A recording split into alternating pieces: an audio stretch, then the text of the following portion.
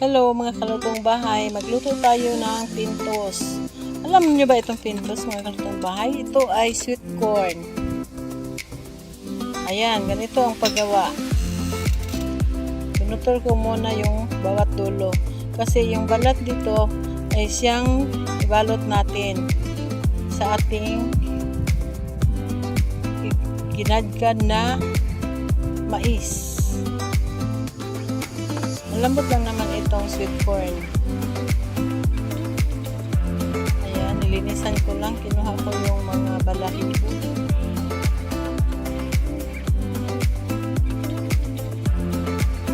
Ayan, nilinis ko lang mabuti. Hello mga kalutong bahay. Sana magustuhan ninyo itong ating recipe. Ngayon ay pakita ko sa inyo.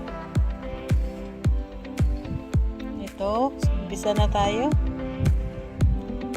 I-grate natin yung sweet corn.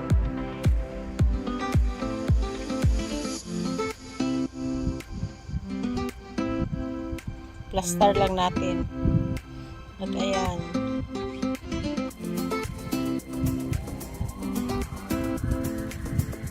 Ayan, pino-pino yan. Yan din ang pang-gadgad ng cheese.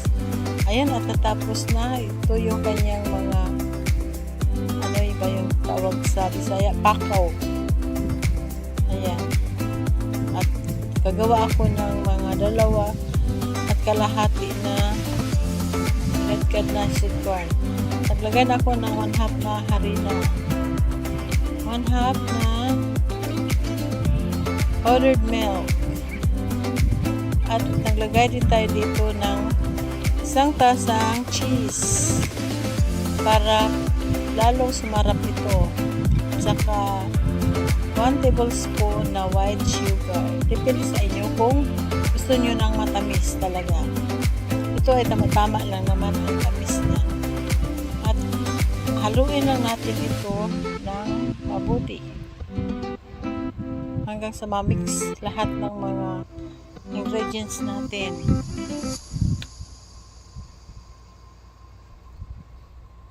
Ayan. Oops. So, hindi pa pala nakapasubscribe sa aking channel, subscribe naman po at hit yung notification bell para updated kayo sa aking mga bagong video.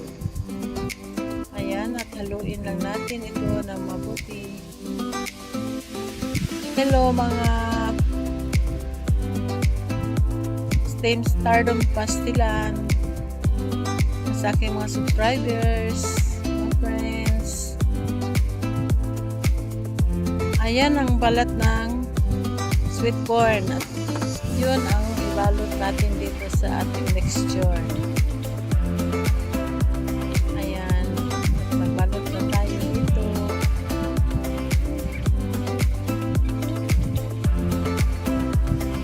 Ayan, ganyanin na natin, hindi masyadong nakita. Tag-iisang kutsara lang ng mixture ang ating ilagay para magkasya dun sa dahon, sa balat ng sweet corn.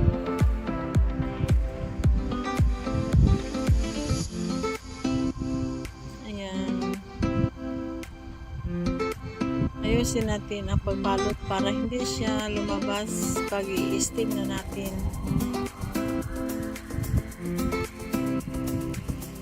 Ayan, at mapagawin na tayo dito sa steamer. Ayan, at kumulo na. Ilagay na natin itong ating binalot na sweet corn. At yan ang tinatawag na pintos dito sa Kabisayaan.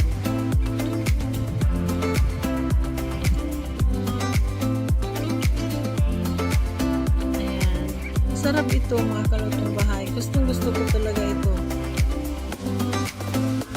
Tinitinda ito sa mga bus na mag-stop over. Ito ang tinitinda nila.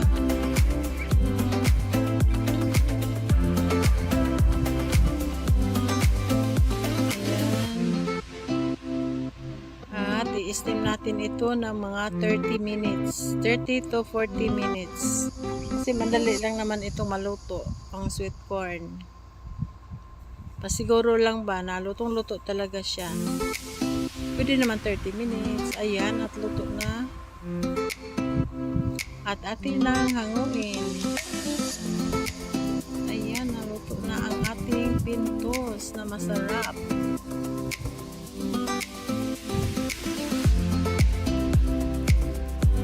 Special ito mga kalutong bahay kasi merong cheese, merong powdered milk. Pwede rin maglagay ka ng condensed dito. Pero sa akin, powdered milk ang inilagay ko.